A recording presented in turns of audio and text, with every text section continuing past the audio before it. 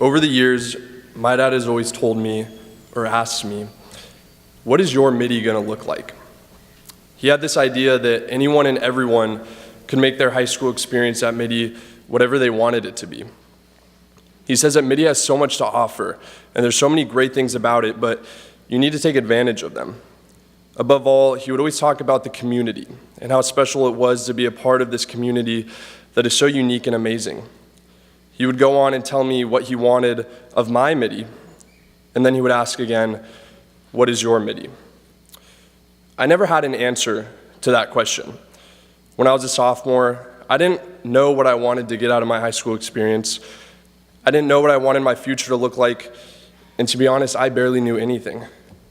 But here's what I did know. I was no longer an annoying, weird freshman. Grades now seemed to matter. I had new freedoms and responsibilities, and I needed to fit in. But all of those things created challenges. My mindset changed from freshman to sophomore year, and it was overwhelming. I had this feeling of great confidence while at the same time being constantly scared and timid.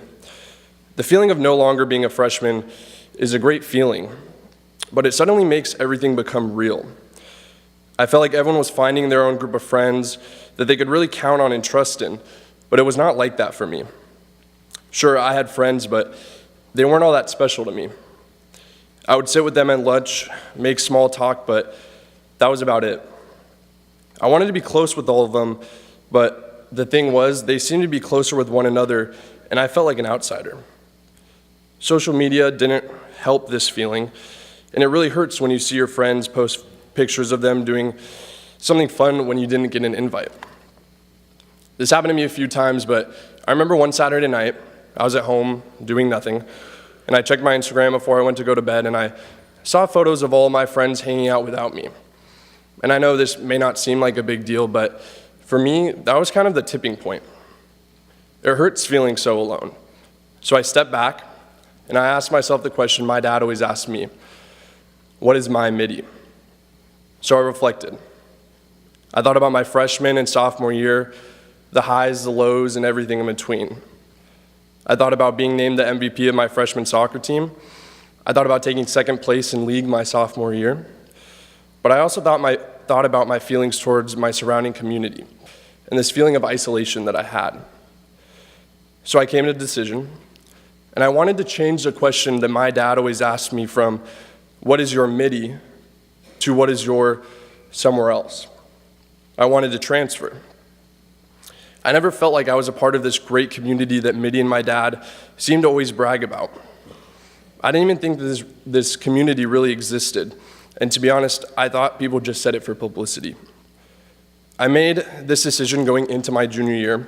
So my plan was to finish my junior year at Mitty and then go to my local public school, where all my friends were and where things would be generally easier. So I went through the motions at school, and I was feeling good about my decision until about 2 months into my junior year. I went on Quest, and my mindset changed.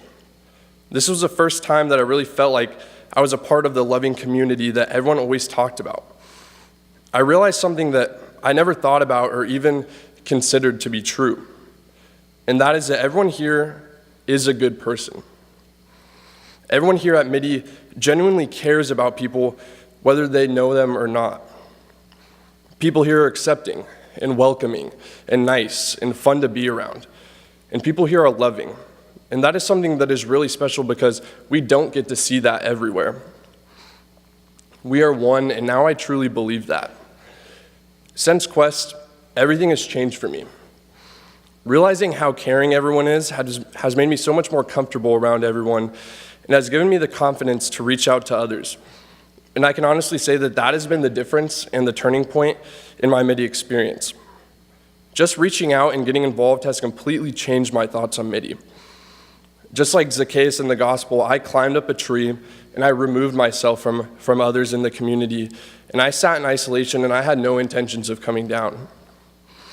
But like Jesus did, I was shown an immense amount of love, and I realized that there are people out there that cared for me.